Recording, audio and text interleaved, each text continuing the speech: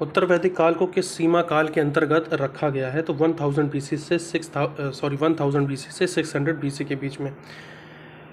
Which of the following is Samhita of Shukla Yajurveda?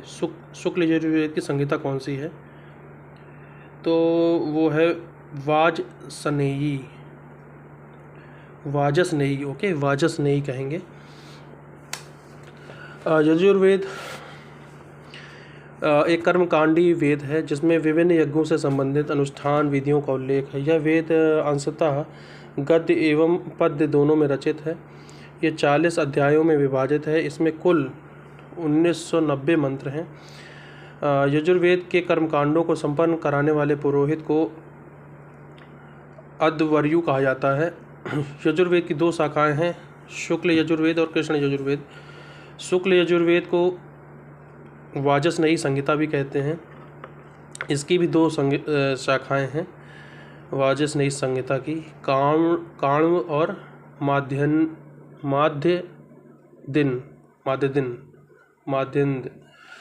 माँ है, आधा है, या है, आधा ना है, ई की मात्रा है, दा और ना है, माध्यन्द। तो काण्व और माध्यन्द कहेंगे, दिन कहेंगे।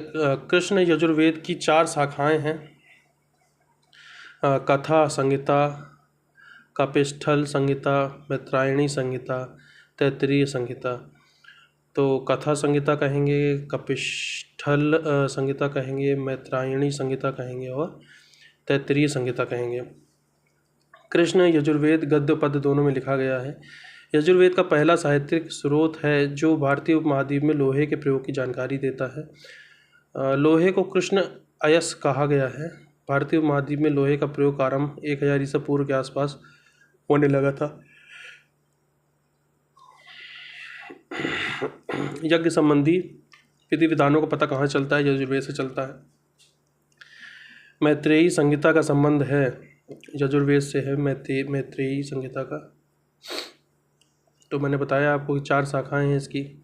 कथा संहिता है, कपिष्ठल संहिता है, मैत्रायणी संहिता है, तैत्तिरीय संहिता है। कृष्ण यजुर्वेद की 4 शाखाएं बता रहा हूँ मैं, कथा संहिता और कपिष्ठल संहिता, मैत्रायणी संहिता और तैत्तिरीय संहिता। तो मैत्रायणी संहिता भाई कह रहा है तो बता देना है, ठीक है।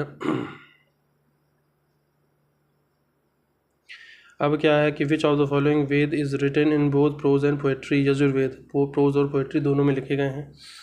The earliest literary reference to iron in Indian subcontinent are found in Yajurveda. लोहे का सबसे सर्वप्रथम साहित्यिक संदर्भ कहाँ मिला हुआ है? तो यजुर्वेद में मिला है। The earliest literary reference to iron in the Indian subcontinent are found in Yajurved. Which of the following 4 Vedas contains an account of magical charms and spells? निम्नलिखित 4 वेदों में से किस एक में जादुई माया और वशीकरण का वर्णन है? तो यह है अथर्ववेद में। Which of the following 4 Vedas contains an account of magical charms and spells? So Atharvaveda में। अथर्ववेद में जादुई माया, वशीकरण, औषधियों का वर्णन है। गोपथ जो है अथर्ववेद का एकमात्र ब्राह्मण ग्रंथ है। ऋषि गोपथ ही इस ब्राह्मण ग्रंथ के प्रवक्ता है।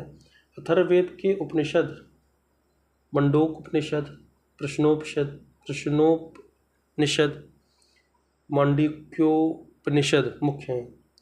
अथर्ववेद का उपवेद शिल्पवेद कहलाता है। अथर्ववेद का उपवेद शिल्पवेद कहलाता है। गोपथ ब्राह्मण संबंधित किससे है? अथर्ववेद से। निम्नलिखित 4 वेदों में से किस एक में जादुई माया वशीकरण का वर्णन है? तो अथर्ववेद में है। The early mention about Ayurveda is found in. Ayurveda अर्थात जीवन विज्ञान का सर्वप्रथम उल्लेख कहाँ मिलता है? तो अथर्ववेद मिलता है। आयुर्वेद का प्रथम उल्लेख अथर्ववेद मिलता है। आयुर्वेद ऋग्वेद का उपवेद है। आयुर्वेद जो है ऋग्वेद का उपवेद है, जबकि गंधर्ववेद सामवेद का, धनुर्वेद यजुर्वेद का, शिल्पवेद अथर्ववेद का। उपवेद। अच्छा, कौन किसको उपवेद है, चलो रट ही देते हैं। आयुर्वेद या जीवन का विज्ञान, ये है आपका ऋग्वेद। ऋग्वेद के बाद सामवेद आता है, तो सामवेद में है गंधर्व वेद। सामवेद के बाद आता है यजुर्वेद। यजुर मतलब धनुर्वेद आ जाएगा। और अथर्ववेद का जो उपनिषद है, सॉरी उपवेद है, वो है शिल्पवेद। अथर्ववेद में जादू टोने विभिन्न प्रकार की औषधियों का वर्णन है। अंग मगध कुरुक्षेत्र और अयोध्या का सर्वप्रथम उल्लेख अथर्ववेद मिलता है। अंग मगध कुरुक्षेत्र और अयोध्या, ठीक है। तो क्वेश्चन पूछा गया है यूपीपीसीएस हिस्ट्री का 2005 में कि अयोध्या का उल्लेख सर्वप्रथम कहाँ मिलता है। ऋग्वेद में मिलता है, रामायण में मिलता है, अथर्ववेद में मिलता है, महाभारत में मिलता है। तो answer would be Atharvaveda. Anga is mentioned in which of the following before Mauryans. Anga का उल्लेख मौर्य पूर्व सर्वप्रथम किस में मिलता है। तो अंग का उल्लेख जो मिलता है वो अथर्ववेद में मिलता है। अंग का मतलब अंग एक जगह थी, तो का उल्लेख मौर्य पूर्व सर्वप्रथम मतलब बिफोर मौर्यंस कहाँ मिलता है इसका। तो अंग का जो उल्लेख मिलता है वो अथर्ववेद मिलता है। जो ऑप्शन दिए थे जैसे ऋग्वेद में मिलता है, अथर्ववेद मिलता है, शतपथ ब्राह्मण में है, गोपद ब्राह्मण में है, तो अथर्ववेद में आपको कहना है। तो अंग हो गया, मगध हो गया, कुरुक्षेत्र हो गया, अयोध्या हो गया, सब अथर्ववेद में मिलेंगे। किस वेद में सभा और समिति को प्रजापति की दो पुत्रियां कहा गया है। सभा और समिति को प्रजापति की पुत्रियां किस वेद में कहा गया है। तो अथर्ववेद में कहा गया है। उत्तर वैदिक युग में सभा और समिति के अधिकारों में भी पर्याप्त वृद्धि हो गई। अथर्ववेद में सभा और समिति को प्रजापति की दो पुत्रियां कहा गया है। इन दोनों संस्थानों के स्वरूप के विषय में विवाद है। लुडविग का विचार है कि सभा उच्च सदन थी जिसमें पुरोहित तथा कुलीन लोग भाग लेते थे। इसके विपरीत समिति निम्न सदन थी जिसमें सामान्य जन के प्रतिनिधि बैठते थे। जिमर का मत है कि सभा आम लोगों की संस्था थी, जबकि समिति संपूर्ण जन की केंद्रीय समिति होती थी। ब्राह्मण ग्रंथों की रचना यज्ञादि विधानों के प्रतिपादन तथा उसकी क्रिया को समझने के उद्देश्य से की गई थी कि यज्ञादि विधान वगैरह क्या होते हैं, प्रतिपादन उसका कैसा होता है, क्रिया कैसे होती है, इसलिए ब्राह्मण ग्रंथों की रचना की गई। प्रत्येक वेद हेतु पृथक ब्राह्मण ग्रंथ भी रखे गए। अब जैसे ऋग्वेद आता है तो ऐत्रेय और कौशितकई ब्राह्मण यहाँ पे प्रमुख है ऋग्वेद में। अब जैसे संखायन ब्राह्मण कह दे किसका, तो ऋग्वेद का है। जो कौशितकी है उसी का नाम संखायन भी है। सामवेद में जैसे कौन कौन से आते हैं, तो पंचविश है, षड्विश है, तांड्य है, अद्भुत है, जैमिनी है। तो यहाँ कुछ नाम दिए गए हैं। वैसे याद जो हमने किए हैं वो पंचविश और षड्विश ज़्यादा याद किया है, लेकिन उसके अलावा भी तांड्य हो गया, अद्भुत हो गया, जैमिनी हो गया, ये आते हैं सामवेद में। यजुर्वेद में दो हैं, जैसे तैत्तिरीय और शतपथ। यजुर्वेद में है तैत्तिरीय और शतपथ, और अथर्ववेद का एक ही है गोपथ। तो ये मिलान करने के लिए आ जाता है। यूपीपीसीएस में बहुत बार आया है, मल्टीपल टाइम्स आया है। अब जैसे पूछा है इसने गोपथ किसका है, तो आपके पास पता होना चाहिए अथर्ववेद का है। कौशितकी किसका है, तो फिर ऋग्वेद आपके दिमाग में आना चाहिए। शतपथ किसका है, तो यजुर्वेद दिमाग में आना चाहिए। पंचविश किसका है, तो ये आपका सामवेद का है। विष वाला तो सामवेद को आ ही रहा है जैसे, तो ये ध्यान देने वाली बात है। ठीक है, फिर देखते हैं गोपथ किसका है। अथर्ववेद का। गोपथ किसका है, अथर्ववेद का। गोपथ है अथर्ववेद, गोपथ अथर्ववेद, गोपथ अथर्ववेद, गोपथ अथर्ववेद, गोपथ अथर्ववेद, यही ना पेपर में आ जाएगा ये। गोपथ अथर्ववेद, गोपथ अथर्ववेद, गोपथ अथर्ववेद, गोपथ अथर्ववेद, गोपथ अथर्ववेद, गोपथ अथर्ववेद, गोपथ अथर्ववेद, गोपथ अथर्ववेद, गोपथ अथर्ववेद, गोपथ अथर्ववेद, गोपथ अथर्ववेद, गोपथ अथर्ववेद, गोपथ अथर्ववेद, गोपथ अथर्ववेद, गोपथ अथर्ववेद, गोपथ अथर्ववेद, गोपथ अथर्ववेद, गोपथ अथर्ववेद, गोपथ गोपथ गोपथ गोपथ गोपथ गोपथ गोपथ गोपथ अथर्ववेद, गोपथ अथर्ववेद। कौशितकी,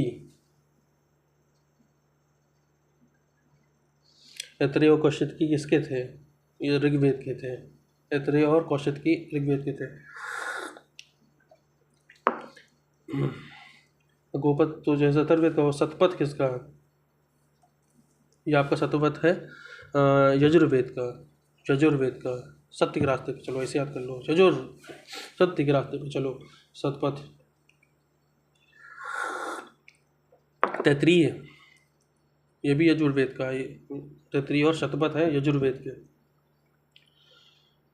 पंचविश, षड्विश, दो पढ़े थे, ये आपके सामवेद के थे, विष निकल रहा है। चलो, और ये हो गया। चलो फिर देखते हैं एक बार, अब कुछ ब्राह्मण ग्रंथ के बारे में बात करेंगे, कौन किसका जो है, यही चीज़ ब्राह्मण अभी पढ़े तो उसको फिर पढ़ते हैं। फिर अब जैसे पूछ लिया जाए तांड्या मह ब्राह्मण, तो मैंने तांड ब्राह्मण बताया था कि जो है सामवेद का है, तांड, सामवेद में ही तांड करेंगे, सोमरस पी लीजिए फिर तांड करिए। गोपथ, अभी मैंने बात करी गोपथ की, अथर्ववेद। सतपथ, सत्य के रास्ते पे चल भाई, किसमें है ये? सामवेद, शतपथ।